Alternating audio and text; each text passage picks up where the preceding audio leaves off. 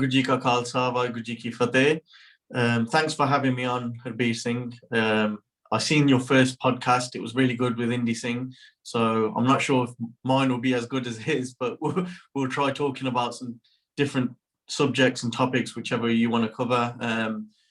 I've been doing Veggie gains for a couple of months now, and it's just started off to show people about vegetarian nutrition, encourage Sikhs to compete in sports, and just show them easy ways of making food which isn't too time consuming. Awesome. So you're like powerlifting champion, right? Yeah, so I competed as a junior, and I was a British and European powerlifting champion. I competed in kabaddi as well and rugby as well, but they were more at an amateur level. I just really loved strength sports my whole life, basically, but powerlifting's the one where I got some recognition and some championships under my belt. And so why did you get so attracted towards strength-based stuff? Like rugby is obviously very different to powerlifting. I think since I was a kid, like since I was like 5 or 6, I'd be watching like The Rock, Triple H, Stone Cold, all these sort of people. And I'd be watching like the world's strongest men athletes as well on TV. And I just always thought it was so cool that they were just such strong people. Yeah. And I didn't start training till a lot later on in life, but I always had a kind of draw to that and thought, you know, people who were strong were kind of cool in a sense. And so then later on, I guess I started picking it up and it just stuck with me. When you say you don't used to train, were you like fat or were you skinny, or because people usually come from one of those backgrounds? I was just like an average person. I wasn't the tallest, I wasn't the shortest, I wasn't the skinniest, I wasn't the fattest. I was just dead in the middle, and that was me. And I'd play a bit of every sport, football mainly, stuff like that, cricket, literally any sport, whichever everyone was playing, badminton, it could be anything. I'd just like to be out a lot and at the park and stuff like that, and whatever my friends wanted to do, we'd just do that basically. It wasn't until I used to live in a different part of Coventry, and all my mates were from there, so it was kind of like we lived here, our school was here, and when I was about 10, I moved over here. So at that point, then after school, I wasn't seeing my friends anymore. And in this area where we moved to, I didn't really get to know people as much. They weren't like, you know, your friends from childhood are your friends, right, that you chill out with and stuff like that. So I'd see my friends at school, but then outside of school, I'd stop seeing them now just because they were like an hour and a half walk away. So, I mean, I just kind of got bored of just being at home and doing nothing. So yeah, I wasn't going out. I didn't have much to do after school. And then it was the time where, you know, only one that you had one big TV, and whatever one person wanted to watch, that's what went. So I've got 2 older sisters, so I'd be watching Hollyoaks and Strictly Come Dancing. and I was getting a bit sick of that. So I was like, you know what, I need to do something with my time. I've been playing a lot of Call of Duty now. It's getting boring. So let me just take up some weights or something. So I asked my dad if I could buy some weights, and he said, yeah. So we went to Argos when I was about 14, and we bought some of them York weights, you know, them plastic vinyl ones. And that's where my training started from, and I just fell in love with it. That's amazing, because I think a lot of people who listen to this will probably resonate with that journey of being inspired by WWF or WWE, as it's now known, on Rocky movies and things like that, and then going out and buying some York weights. But I don't think anyone takes it to the levels that you've taken it to. So what do you think's kind of been key to you being consistent for a long period of time in order to achieve what you've done? So 6 years? I think I just, sorry? Did I read it's been 6 years or something you've been powerlifting? Yeah, so I started training at 14, and then I think I was European powerlifting champion at around 20 or 21 it was. So I never missed a workout, regardless of how cold it was, how hot it was. I always just trained hard, and honestly, like, you know, some people have to be like, oh, I have to go to the gym today, you know, I'm tired on this. It's a chore. For me, it was, I used to just love it and enjoy it. And I was like, and when I was at school, I'd be talking to my friends about it, and I'd probably be boring them to death because that's all I'd talk about was um, getting stronger and, you know, lifting more weights, adding muscle on, eating more. And I just bury myself in, like, you know, knowledge of understanding of how your bicep worked, what muscles are involved, your chest, how they split up into your pec minor, your pec major, your back. Oh, it's not just your back. There's lats there, there's rhomboids, there's teres, there's traps, there's your rear delts. What the function is of these muscles. I just kind of got very intrigued and interested on how all these things worked and how they kind of came together. So it was, I think a lot of people just go to the gym and just think, yeah, I'm going to hit arms and I'm going to hit bench kind of thing. But for me, it was just more like, I just fell in love with the whole thing rather than just a specific side of it. And did you have any aspirations to do anything with it? Like, did you think, oh yeah, I'm going to become powerlifting champion, or did you just think? Oh, I think the first few weeks I trained, you know, because you have them like newbie games of where, like, your first bench, you bench 20 kilos. The next week it's 25. The next week it's 30. And a couple months in, I was like, man, I'll probably be the world's strongest man in a few years.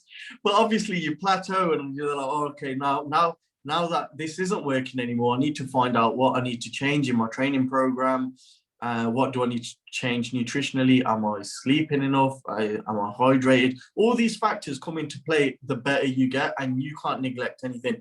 At the start of training, you can do whatever you want and you'll get results when you're bad at something, but the better and better you get, everything matters. And the closer I got to, once I was competing, I mean, I left no stone unturned. There was nothing I wasn't doing to make sure that I'd win. Whether it come down to eating every single meal on time, training as hard as I could, bailing out on mates that I couldn't see them because I had some family occasion going on. There was no family occasion going on. I just had deadlifts the next day and I just needed to be well rested for deadlifts. And when you're not champion or you've not reached a certain level of success, then to say I'm not going to meet you guys today to watch a film or to just chill out in the park and stuff because I'm training tomorrow, they're going to be like, wow, that seems a bit extreme. They'll probably, you know, tease you and all sorts, but you have to carry yourself as a professional athlete in order to become one beforehand. And I think that's what helped with me a lot. Where do you think that drive came from? Was that like inspired by other people, or was that just something innate? So my dad, I think I'd put all that onto my dad because when my dad came to this, first of all, my dad was working in India when he was about 7, 8 years old. He had to become the man of the house at a very early age. And then when he came to this country, he came at like, I want to say 12, 13, and he was working for 50p an hour at a factory alongside going to school. And what he was able to do for his family in terms of setting everyone up back home, getting married, buying a house, raising children, all at the age of like 21. I mean, I'm 27 at the moment. I couldn't dream of doing things like that. But just the work ethic he had of waking up at 4 a.m. every single day, or 3:30 or 3 o'clock, and he won't be back till 7 o'clock at night. It just showed me that, like, if you truly work hard at anything in life, it doesn't matter where you come from, and you're consistent with it and you get after it every day, then, you know, success will come knocking on your door. You don't have to knock on its door. And I think that's where it came from. It's amazing. It's really yeah. I think that work ethic definitely comes from him. Yeah, credit to your dad. Yeah. So but I think a lot of people can relate to that, right? It's just not my dad that was like that. A lot of people, you know, parents worked really, obviously as a Punjabi community, a lot of our parents had that same story of when they came over, of they had a lot to achieve, just starting out, and they, you know, sacrificed their own childhood and you know, the 20s and all that sort of stuff just to look after the family. So yeah, it's a big credit to them. Yeah. With powerlifting and bodybuilding, so I've kind of find that people will fit into one boat? Like, what made you, from looking at like The Rock and those guys, what made you go down the powerlifting route as opposed to like the bodybuilding route or aesthetics route? So I was always into putting muscle on, but I did enjoy squatting, benching, and deadlifting. Them compound movements were always in my training program. So I didn't just want to have muscle and not be strong. So I wanted to. There's actually quite a lot of people like this. They call it kind of power building, where they're still good on the big three lifts, but they want to put some muscle on as well. And I was training at a gym in Coventry once, and I was deadlifting, and this guy came up to me and he was like, "Oh, your deadlifts is quite good." And I was like, "Oh, thanks." And we just got talking, and he was there like, "Yeah, I'm British powerlifting champion." And I was like, "Oh, cool." And his wife was there as well with him, and she was trained as well, and they were both powerlifters. And he was there like, "You should think about like maybe competing or something." And from there on, I just kind of started researching into like the records, what sort of records were for my age, my weight, and stuff like that. And I was a bit fair off at this present moment in time, but I thought, well, maybe if I do pull out of some bodybuilding stuff and incorporate more powerlifting training, then I could go and shoot in for a competition and see how it went. And yeah, that's what I did. That's amazing. Wow. Yeah. It wasn't amazing for that guy because I ended up competing against the same guy. And the following year, his wife became British powerlifting champion, and he didn't because it was me. So I ruined that couple's goals, a trophy that they would have both had together. Yeah, down to the day that Yeah, but it's funny how it goes. Yeah. So how do you see that in somebody? Like, can you see someone? Is it just the numbers that they're lifting, or is it like now when you're training people, or when you see somebody in the gym, can you notice potential? What is it about them? There is always potential in people in terms of genetics, where someone's just genetically superior than someone else. But in this day and age, in this walk of life, genetics are not going to carry you where people are just working very hard. So if you've got someone who's genetically, blessed, and they're training to their absolute maximum potential that they can train to, and they're formulating everything with their training, their diet, their nutrition, their sleep, everything's put together, then we get the elite of the world, and they're like right at the top. But for a lot of people, their genetics aren't amazing, and just hard work in itself over years and years, and just being consistent, you can go a very long way with just that, to be honest. Yeah. And there's this I have a conversation with my cousin about this, and he talks about Jata de Part, and how our community in terms of Indians and even Pakistanis, like a lot of people have been brought up in, or generationally have been doing farming, so they kind of have that farmer's brute strength. Have you seen that, or do you think it's just more of a myth? Do you think we become deconditioned and soft? I think it's more individual, but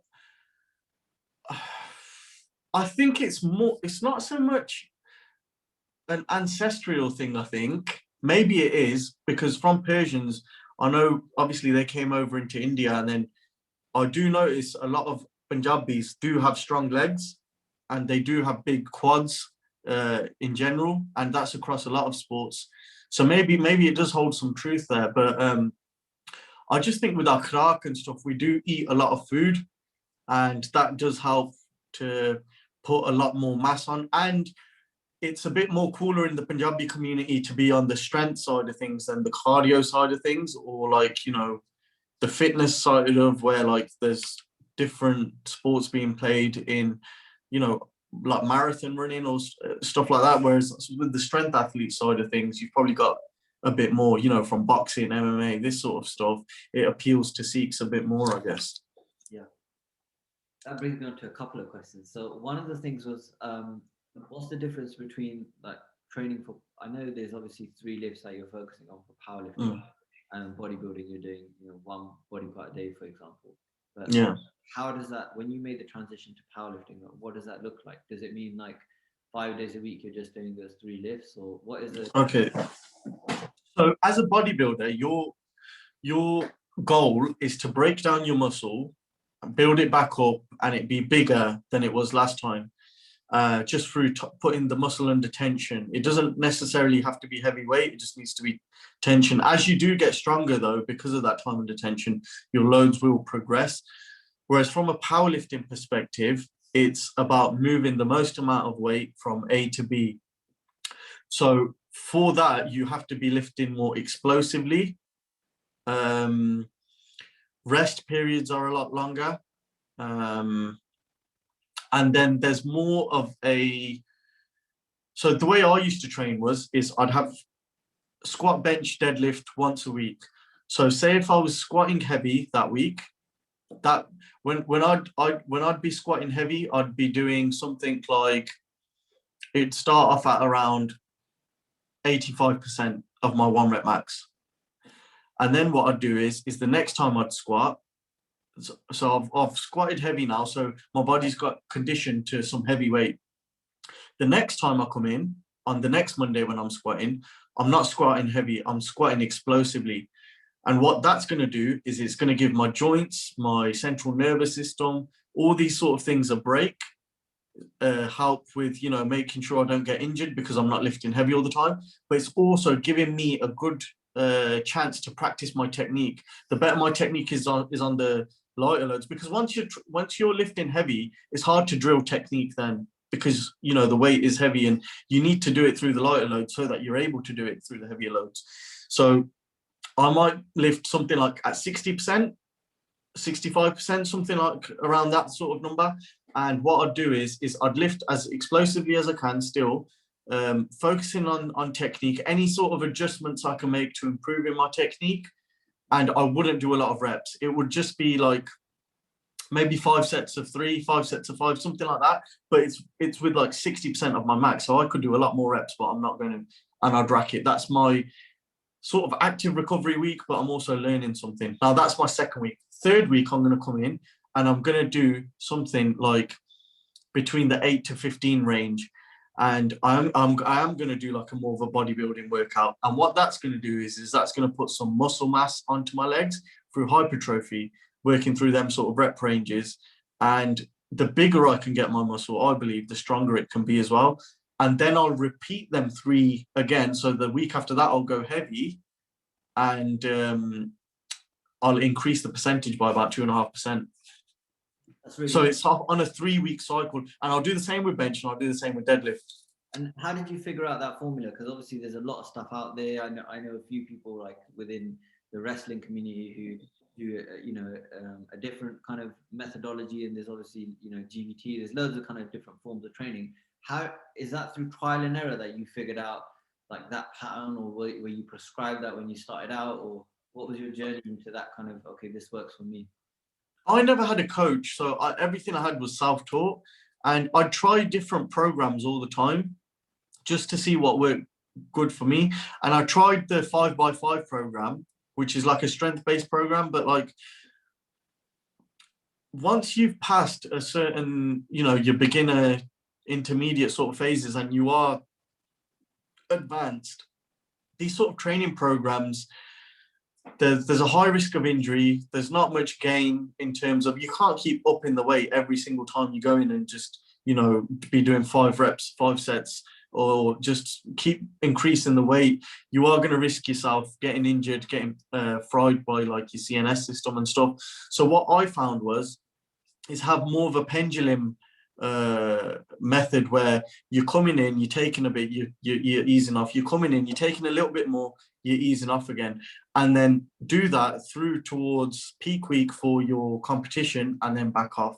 And that way I managed to stay injury free. I just felt like when I just kept upping the weight and just trying to force the strength, I'd always get injured, and it would set me back months. So that's why I had to take it easy.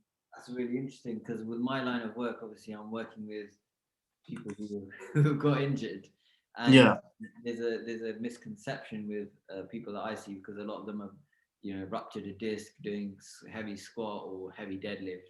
And so there's this misconception that these movements are dangerous and prone to injury or hazardous. So what's your kind of, is that pendulum approach what you use to prevent injury, or is it accessory movements that you advise to be done alongside the kind of three major lifts? Or because that's remarkable that you've been able to stay injury free. I know maybe a handful of people that are out of town. No, I've not managed to stay injury free. I've torn muscles as well, but this is the best way I can keep training, because I think I've learned from going heavy too much. And I try even explaining in the gym to a lot of guys now, like when they're asking me how do I progress, and they're just lifting too heavy too often.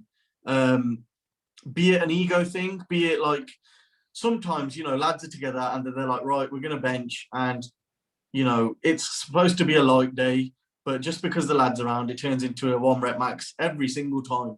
And, you're just risking injury and stuff like that. So with me, I don't care who's watching me. I don't care who's in the gym. If it's a light day, I'm going to be benching 60 kg, 70 kg. And if someone thinks, oh, he's big and strong and he's only lifting that weight, then so be it. But it's a light day for me because I'm focusing on active recovery, and I'm not going to risk an injury, which is going to set me back months, just so I can perform like in the gym for a certain amount of time. I guess you have to put your ego aside to get to the levels that you've got to. You know what? All these athletes who are very, very strong and, the elite of the world, they do lift light all the time.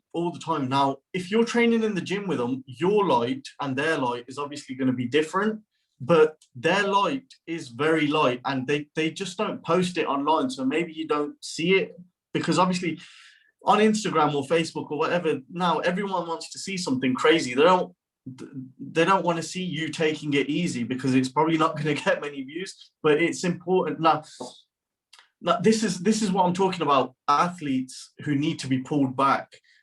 For a lot, they need to be pushed forward just because they're not training hard enough.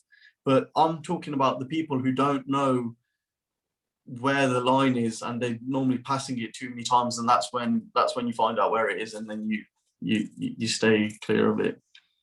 So that brings me on to the next question regarding, you mentioned a 6-month training block for powerlifting.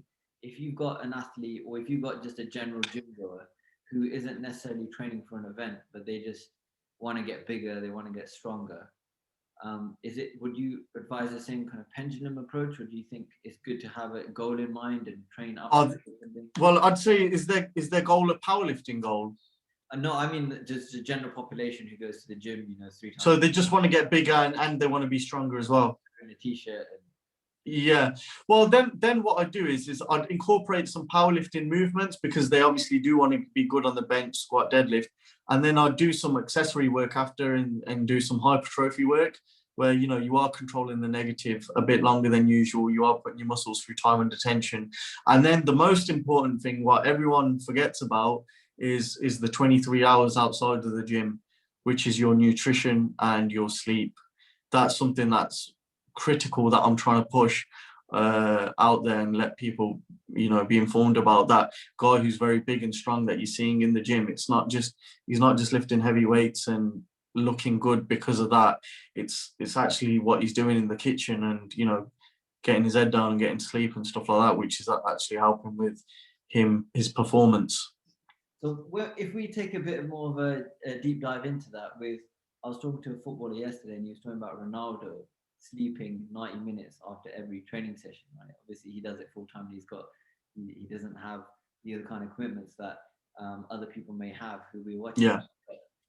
Like what part does sleep play in it? Like, have you noticed any difference in performance? And the other question to bolt onto that is that there is a kind of pandemic with sleep issues, I've noticed. So a lot of my patients aren't, including myself at one point, that when we're watching Netflix till like 3 a.m, and then we're sleeping like 4 hours, and then like how do you kind of counteract that? Is that just a mental discipline thing, or is there any kind of... I think the worst thing that we've done for ourselves is have lights available to us at night in regards with our phones. I'm guilty of it. Like, since I've started this Veggie Gains channel, and I find myself scrolling through the like Instagram and stuff like that since I've had the channel. But I have to forcefully just put the phone down now and say, that's it, I'm done with the phone, and I'm done with the, like, I've got a TV in my room as well. We just have to switch it off, because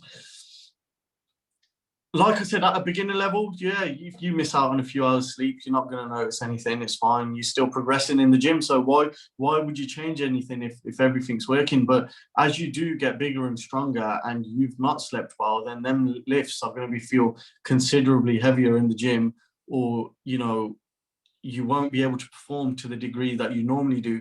Or just for me, myself, I just like to get a good night's sleep because I'm really cranky the whole day otherwise. And I'm just like, not only am I cranky, but like, if I'm trying to be on a calorie deficit and I'm trying to cut away at body fat, then, you know, your body is there like craving sugar all the time just to get through the day. So you're just reaching for that chocolate and biscuit and all that sort of stuff. And it just becomes so much harder to stay on your diet if you've not had a good night's sleep. Yeah, that makes a lot of sense. If we can circle back to the injury thing, so with kind of deadlift, is there anything that you would, with my patients, I find, and myself, I find if I do like hyperextensions, if I do a few other movements like planks, I find that my back isn't, I don't find any issues deadlifting. Is there anything that you do to kind of, or is it just the way you pendulum to prevent injuries with, let's start with deadlift? I personally believe if you're not going to compete in powerlifting, then you don't really need to deadlift off the floor. I prefer doing, like, now that I'm not competing, I prefer the Romanian deadlift a lot more, just because it works on your glutes and your hamstrings a lot more. You can't handle as much weight, but, you know, the tension is there on the right places. But if you're just hell bent on that you do want to deadlift off the floor, then what I would do is have that pendulum effect. It's once you start getting above 200 kilos, you can't be messing around with them heavy weights every single week, week in, week out. You need to have a sufficient amount of recovery. Your training, your sleep, your nutrition, everything has to start being on point then, because otherwise injury just creeps over and it'll set you back loads. You'll tear your bicep, you'll have issues with your discs and all that sort of stuff. I mean, the problem is you should always nail the form and then the weight, but people nail the weight before and then they're trying to fix their form after, and they're built to a certain weight with the wrong form. They're very strong, but they're doing things incorrectly, and now they don't want to start back from the bar and, you know, one plate and just build their way back up. But that's what needs to be done if you've done that and correct your form. And I think deadlift could be its own show, but with Romanian deadlift, for people who don't know, what's the difference between that and straight leg deadlift, and what are the different? I know there's dozens, but what are the kind of most common ones that you'll see in the gym, and which one you mentioned? Romanian deadlift. So Romanian deadlift, it's either done with a barbell or dumbbell, and you'll probably see, you know, your knees are, your legs are a lot more straight, and then you're just bending down. You could throw it in on a leg day. It doesn't need to necessarily be on a back day, but it will just target your hamstrings and your glutes a lot. I personally have an issue of my quads being dominant over my hamstrings and my hamstrings being slightly smaller. So for me, it works a treat. Okay, and then with the other one, the hack boss deadlift and all those kind of ones, like, there's all sorts of different variations, and you should, you know, give everything a bash, see what you enjoy. It's about what you enjoy doing as well, and some people like doing them ones. I know fighters especially enjoy doing the them deadlifts. Not so much obviously if you're a powerlifter and stuff. If you're a strong man, they tend to do them sometimes as well. So it's just a bit about being goal specific on what you're after. Yeah, just vary it. And in terms of technique, is there any resource that you recommend with in relation to deadlift, or is it, you know, focus checking on your channel? Or I'd say if you're trying to deadlift correctly, go with, I mean, I don't know off the top of my head, but someone like Dave Tate, who is like renowned for being around in the powerlifting game for like since day one, and he's got some really good techniques and just shows you the differences, and just slight differences make a big change on, you know, you saving your lower back and you not hurting yourself and injuring yourself and all these sort of things. Okay, really interesting, because with the military they do a deadlift as part of their entry requirements. Yeah, I'm training a client at the moment, and he said it's changed. Yeah, it's called a mid. They call it a mid-thigh pull. So it's Yeah. So you're standing on a plate, and he's got to yeah. pull it. So the plate Yeah. bar measures the amount of force that you exert. Yeah. So it's a little bit easier than a deadlift, but the movement is deadlift is probably closest to that type of movement if you want to train. Yeah. And then so there's other some specialities have that requirement of doing that movement. So if you're training for the military, is that the best way? Is this kind of Then you should be deadlifting. You should be deadlifting then. If you should be squatting and you should be deadlifting, because you want power through your legs and you want power through your back. okay. And nothing's going to give you that like the deadlift. If you need to, if your test of strength of you passing a test is that, then that's what you need to be doing. And I'd suggest don't go as high in rep ranges on your deadlift like you can do on your squat and bench. I'd stick to lower rep ranges. Even if you're lifting lighter weights, it's fine, but I wouldn't do a ton of reps. And sorry, I have so many questions for you, but No, it's fine. With hand position, I've noticed some people do the kind of inside outside, and some people will go like powerlifters I've watched kind of do that. Yeah. Why is that? What's the difference? What's the kind of So some people go with an overhand underhand grip. I used to prefer that as well, and that's how I used to deadlift. It just used to feel more comfortable and natural to me. Some people who are using wrist straps, like strongmen, they usually tend to go with the overhand only, and for them it takes the weight off their biceps slightly, and so they're at less risk of a tear with the amount of weight they're lifting. Like usually, generally, it's like 300 kilo plus, so it just puts less strain on their bicep. So it just depends on what your goals are, right? Like if you want to get strongman kind of competition level, then you probably want to take the strain off your biceps and not. Yeah, because obviously, every little. I mean, at that point, when you're deadlifting such heavy weight, then it's not about your muscles being strong. It's about can your tendons even, and ligaments even handle that sort of weight, or is it just going to tear right off the bone? And another issue I've noticed with deadlift is that people tend to fail from grip sometimes. Yeah. Have you noticed that? And is that because they're not using the pendulum approach that you kind of coined, or is it more related to the fact that they need to develop their grip strength, or So I used to use the straps before I got into powerlifting. I used to use the straps all the time on all my movements, because I used to be like, oh, I can lift more with my back if I use them straps.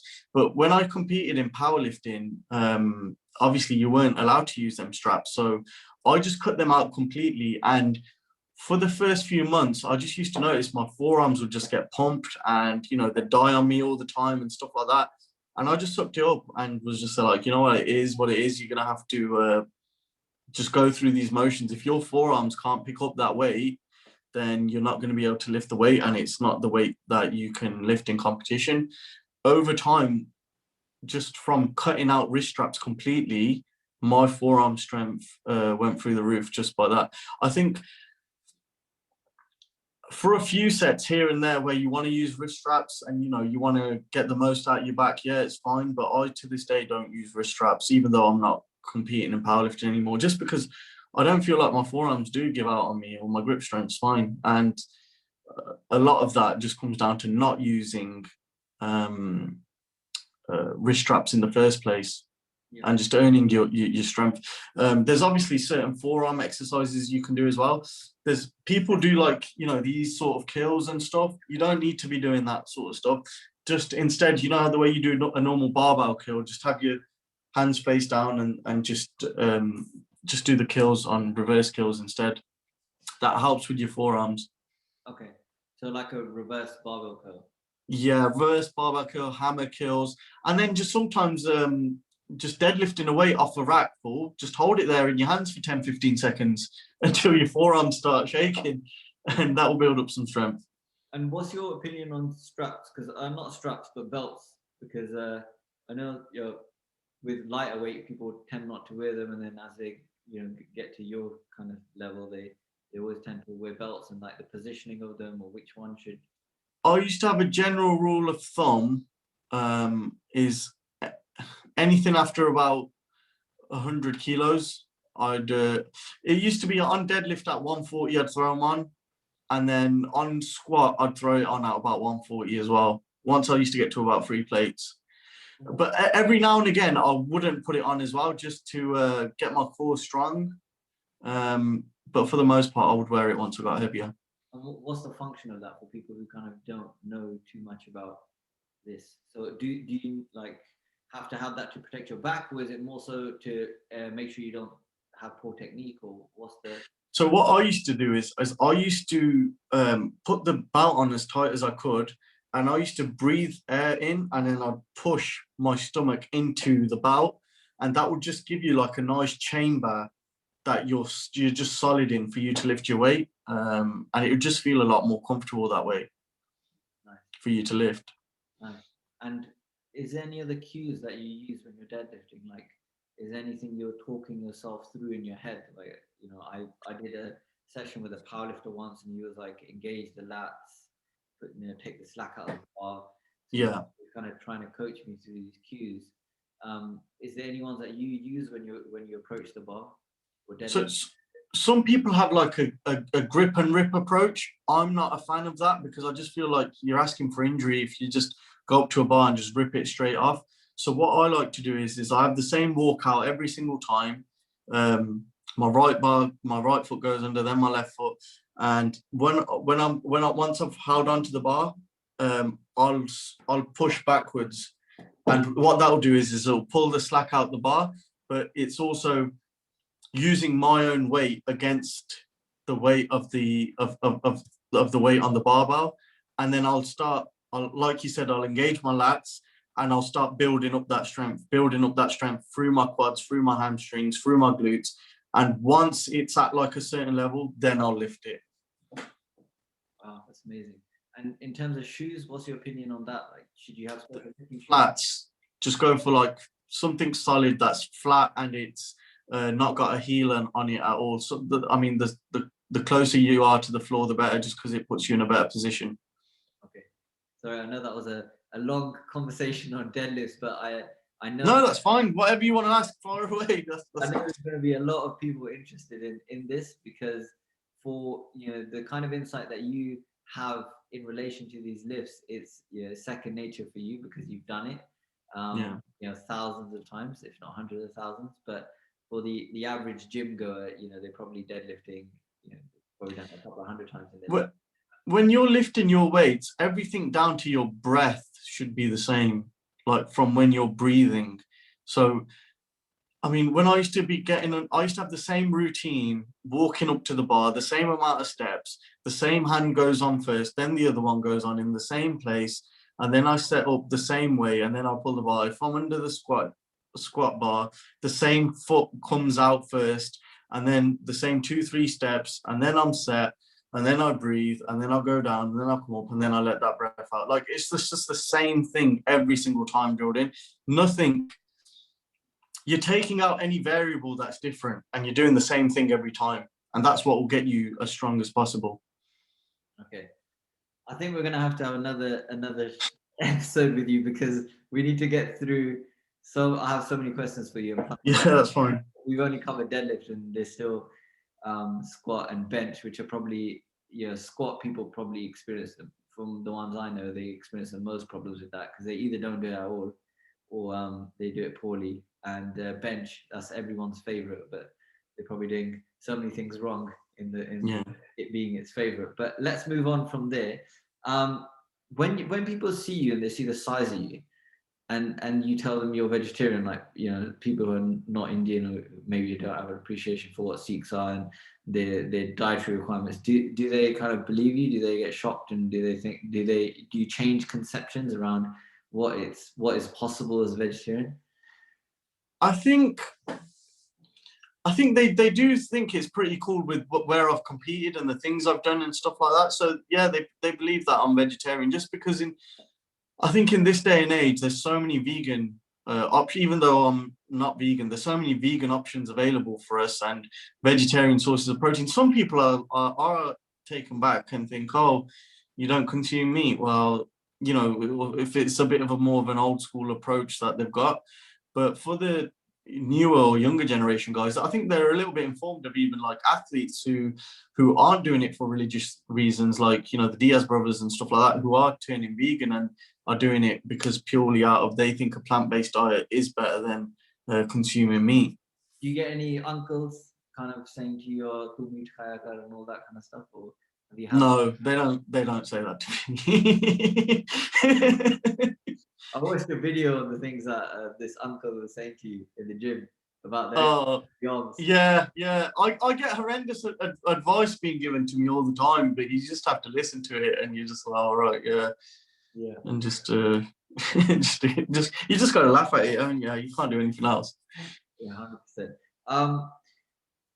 But that's what I made the Veggie Games channel for, just because there's so much misinformation about there that even though, like, you know, I didn't want to kind of put myself out there, there needs to be good information being put out there as well, so that, you know, for people who are trying to seek advice on these sort of topics and learn how to go, they're not going to the wrong person and they are learning the correct things.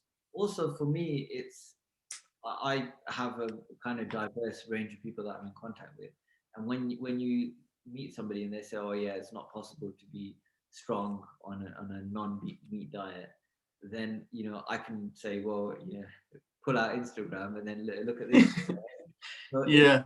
great that there's such a diverse range of people out there, and if you don't put yourself out there, then you know there wouldn't be that person to inspire other people. I will say this, as a vegetarian though, I'd like for people to be more conscious about their meal. So when I turned vegetarian at about 17, I wasn't a singer before. I turned singer at about 17, and that's when I became vegetarian. If you do consume meat and you're out and about, whether you're eating processed junk food or whatever you're having, there's some sort of meat in that, you know, sandwich from Tesco or your burger from McDonald's or whatever. There's still a bit of like protein in there. So when you're vegetarian and you're just going out and just having a cheese sandwich, a packet of crisps, or like, you know, you go in other places and eating processed food, there's generally not a lot of protein in there. So as a vegetarian, there is protein sources out there available. You just need to buy them from Tesco or Asda or wherever and have them at your house and have them meals prepped for when you do leave the house, and that's it's just ready to eat for you. And then that's that way you're all right. So people transitioning, this is another common thing that I've come into contact with. People transitioning from a meat diet to a vegan or vegetarian diet. What is that the advice you would give them, that they need to prepare in advance so that they have options? Because if they rely on just eating out, they potentially won't get something that has the nutritional value or the density that they need. Yeah, absolutely. I think, especially as an athlete, or just even in general, if you are very serious into fitness, if you go out for the day, you know, wherever you're going, the chance, you know, 95% of the chance you're going to be eating a pizza or a burger or chips or something like that. You're not going to get some high quality protein with, you know, with some good source of carbohydrates and some vegetables. So you need to be prepping your food and taking that with you regardless of where you're. And people who even do consume meat and are serious about their fitness, they do that anyway. And what are high quality sources of protein for like vegans and vegetarians? So what I'd consider our high source protein for a vegetarian and vegan is something that's it's got all your essential amino acids in there. It's low in calories. So I'd go for your cottage cheese. You get fat-free cottage cheese, so the calories still remain low. So you've still got, you know, calories you can spare towards your carbs and your fats, and you're still getting in a good amount of protein. Your soya, your whey. If in terms of like lactose intolerant, then you can go for a vegan pea protein.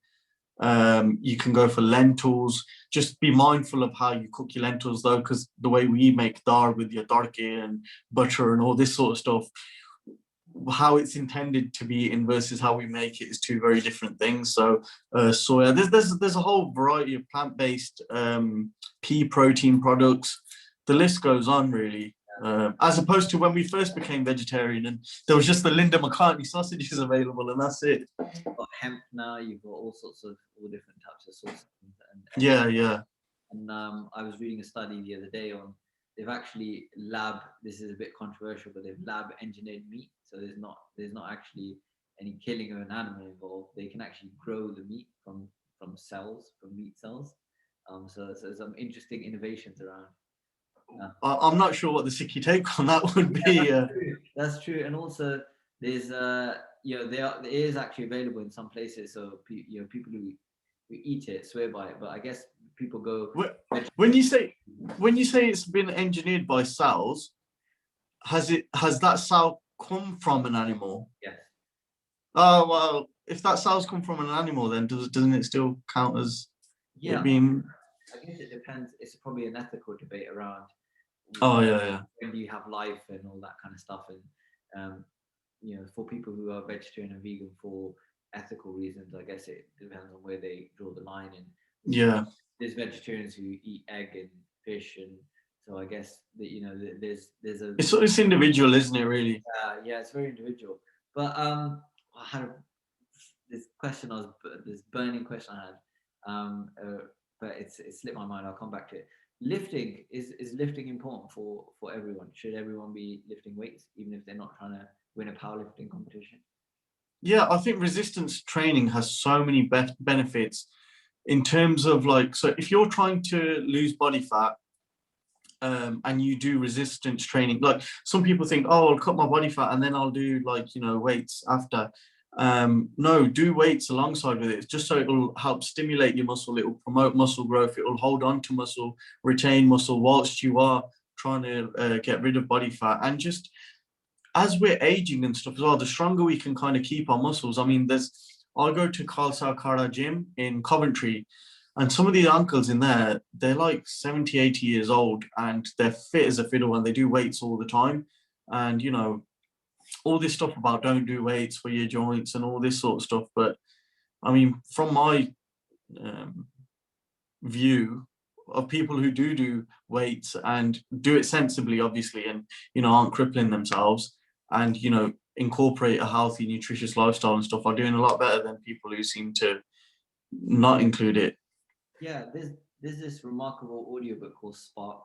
It's only available as an audiobook, but it's a neuroscientist who looked at all the evidence related to exercise, and most of the evidence is related to cardiovascular exercise. But that's just because you can get a lab rat to go around on a wheel and then dissect it and see what changes have happened in the brain compared to one who wasn't as active.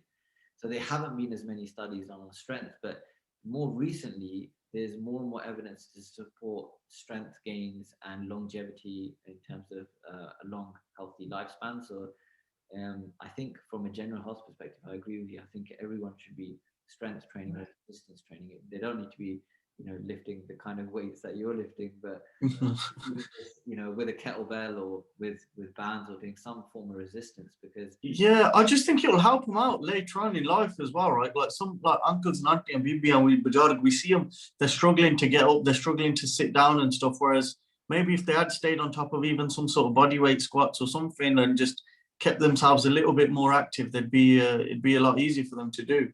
Absolutely. There's one study that really stuck with me around elderly people and the ability to get out of bed independently. And they say if someone loses the ability to get out of bed independently, so to do a sit up essentially, they are very close to death.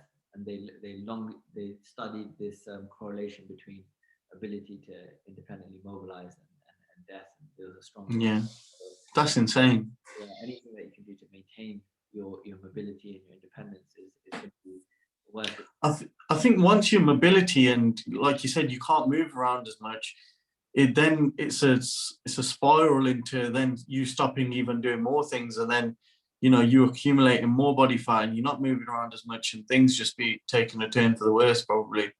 Yeah. Whereas if you can do that, then you'd be a lot better off. Absolutely.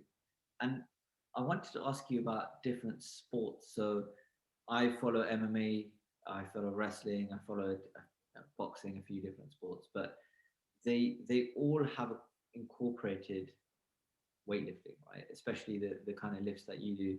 And I've noticed how the culture's changed. So when I started Thai boxing, when I was about 15, 16, the Thais never used to weightlift. They only used to do bodyweight exercises, and they'd do like hundreds of press ups. And it was very kind of poo-pooed upon to do weightlifting because they thought, oh, it makes you slow and bulky. But now the emergence of UFC and UFC embedded, where you can follow the kind of lifestyle and habits of the champions. I don't know of any champion who doesn't. Like John Jones at the moment.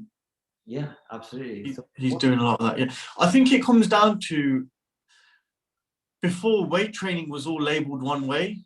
Like, you know, it was either like you were a bodybuilder or you were a fighter, and there was no like common middle ground. But I think now MMA fighters, boxers, they are seeing the benefits of weight training, but don't do bodybuilding workouts. Just do explosive workouts to do with